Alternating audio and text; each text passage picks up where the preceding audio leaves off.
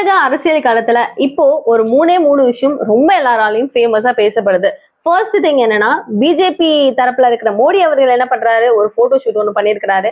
அந்த போட்டோ ஷூட்டை வேற மாதிரி கிழி கிழிச்சு தொங்க விட்ட விமர்சகர்கள் இப்போ மு.க.ஸ்டாலின் அவர்கள் எடுத்திருக்கிற அந்த போட்டோ ஷூட்டுக்கு யாராவது திட்டினா எப்படா நீ திட்டலாம் அப்படின்னு கேள்வி கேட்கிறாங்க. அந்த ஒரு விஷயம். அண்ட் செகண்ட் திங் என்ன அப்படின்னா, செங்கோட்டையன் போயிட்டு திடீர்னு இபிஎஸ் பாத்துட்டு வந்துட்டாரு. வந்ததுக்கு அப்புறம் ஐயோயோ அவரு அவ்வளவுதான் போச்சு, இதுக்கப்புறம் வந்துட்டு நம்ம எடப்பாடி எல்லாம் இருக்க போறது இல்ல, வேற ஏதோ ஒரு குளறுபடி நடக்க போகுது, திரும்பவும் மேபி அண்ணாமலையை கூட அங்க தூக்கத்துக்கு வாய்ப்பு இருக்கு அப்படிங்கிற மாதிரி பல ரூமர்ஸ் போயிட்டு இருந்துச்சு. அதுக்கு அவர் எப்படி எல்லாரையும் வாய மூடுங்க அப்படின்னு சொல்லிட்டு சைகையில சொன்னாரு அப்படிங்கறத பார்ப்போம். அண்ட் தேர்ட் திங் என்னன்னா, அண்ணாமலை தமிழகத்தினுடைய ஒரு பிக்கெஸ்ட் பில்லரா பிஜேபிக்கு இருக்கிறாரு. கரெக்டா? ஏன் அப்படின்னா, யாரும் எந்தெந்த சூசக மந்திரமோ பண்ணியிருந்தாலும் எடப்பாடி பழனிசாமி கூட என்ன நடக்குது அப்படிங்கறத பாப்பாரு, ஒரு விமர்சனமா கொடுப்பாரு. ஆனா மக்கள் கிட்ட எப்படி ஒரு ரீச் கொடுக்கணும் அப்படிங்கிற இந்த ஒரு ஃப்ளோ சாட் கன்ஃபார்மா அண்ணாமலை அவர்கள் கிட்டதான் இருக்கு.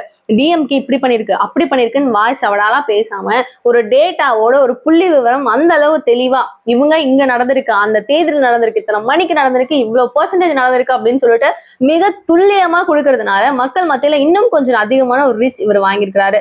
அந்த வகையில சோ இந்த மாதிரி இருக்கிற அண்ணாமலையை வெளியேற்றணும் அப்படிங்கறதுல ஒரு முக்கிய குறிக்கோளா இருக்காங்க. அண்ட் ஏடிஎம்கே உள்ள வர்றது இவருக்கு பிடிக்கல அப்படிங்கிற மாதிரி ஒரு விமர்சனமும் அண்ணாமலை மேல வைக்கப்படுது.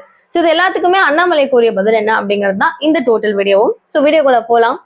மோடிஜி என்ன பண்றாரு, இந்த மயிலுக்கு எல்லாம் பறவைகளுக்கு எல்லாம் பூவா கொடுக்குற மாதிரி ஒரு போட்டோ ஷூட் ஒன்று எடுத்து அதை ரிலீஸ் பண்றாரு. என்ன இதெல்லாம் அப்படின்னு சொல்லிட்டு செம்ம விமர்சனம் நம்ம எல்லாருமே பார்த்திருப்போம். அது ஓகே. அடுத்து உனக்கு வந்தா ரத்தம் எனக்கு வந்தா தக்காளி சட்னியா அப்படிங்கிற அதே ஸ்ட்ராட்டஜி தான் திரும்பவும் இப்ப நம்ம முதல்வர் அவர்கள் ஒரு நாய்க்குட்டியை வச்சுக்கிட்டு எல்லாத்துக்கும் உணவு கொடுக்குற மாதிரிலாம் பண்றதை பார்த்துட்டு நிறைய பேர் என்னங்க அவரை திட்டினீங்க அப்படின்னு சொல்லிட்டு அவங்க ஆதரவாளர்கள் இவரை கேள்வி கேட்கும் போது நீ எப்படி கேள்வி கேட்கலாம் அப்படின்னு சொல்லிட்டு இவங்க ஆதரவாளர்கள் முட்டிக்கிறாங்க, மோதிக்கிறாங்க. இது ஒரு மிகப்பெரிய ஒரு ட்ரெண்டிங். அது என்னப்பா நீங்க மட்டும் பண்ணலாம், இவரு பண்ணா மட்டும் குத்தமா அப்படிங்கிறீங்க, மோடி வேலை இல்லாம இதெல்லாம் பண்றாரு அப்படிங்கிறீங்க, அப்ப இவருக்கும் இல்லையா அப்படின்ற மாதிரி பல விதமான விமர்சனங்கள் ஒரு பக்கம் போய்கிட்டு இருக்கு. அண்ட் செங்கோட்டையன் கிட்ட அகைன் அண்ட் அகைன் கேட்கிற ஒரே கேள்விதான், என்னங்க இப்பதான் இபிஎஸ் போய் பார்த்துட்டு வந்தாரு, திரும்பவும் நீங்க போயிட்டு வந்திருக்கீங்க, அண்ணாமலை எடுக்கணும் அப்படின்னு பிளான் பண்ணிருக்கீங்களா, இல்ல கூட்டணி உறுதியாகுதா, இல்ல உங்க கூட விஜய் அவர்கள் வராரா, எல்லாத்தையுமே உறுதி பண்ணணும்ல அப்படிங்கிறாங்க.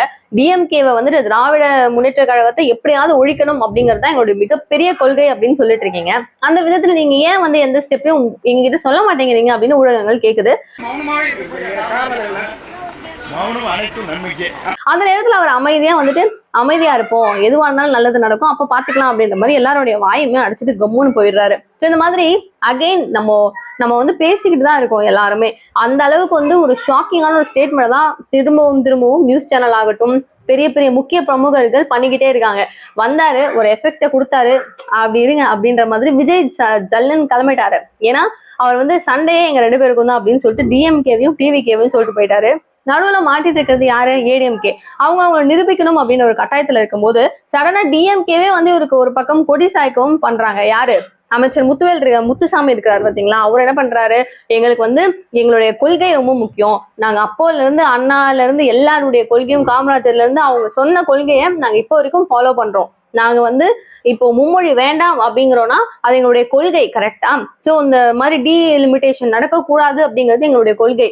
இருக்கிற பிரச்சனையை நாங்க திசை திருப்பணும் அப்படின்னு சொல்லிட்டு ஏடிஎம்கேவே சொல்றதும் மீதம் கட்சி இருக்கிறதும் சொல்றதும் எங்களால ஏத்துக்க முடியல, என்னுடைய கொள்கை பிரகாரம் நாங்க நடக்கிறோம் அப்படிங்கறத அவங்க தெளிவுபடுத்திருக்கிறாரு. அது மட்டும் இல்லாம ஏடிஎம்கே நல்லா இருக்கணும், எப்பவுமே நல்லா இருக்கணும், லைக் போயிட்டு அமித்ஷாவை மீட் பண்ணிட்டு இவங்க மாத்தி செங்கோட்டையன் மாத்தி எல்லாரும் போய் பார்த்துட்டு வர்றது எனக்கு என்ன சொல்றதுன்னு தெரியல. பட் இருந்தாலும் எண்ட் ஆஃப் த டே அவங்க நல்லா இருக்கணும் அந்த கட்சியும் அப்படிங்கிற மாதிரி ஒரு பக்கம் அவங்களுக்கு சப்போர்ட்டாவும் இவர் பேசியிருக்காரு. இதெல்லாம் பாக்குறதுக்கே ஒரு ரொம்ப காமெடியா தான் இருக்கு. சோ இந்த மாதிரி ஒரு விஷயங்கள் நடந்துட்டு இருக்கும் போது செங்கோட்டையன் தெளிவுபடுத்திட்டு அவர் போயிட்டாரு.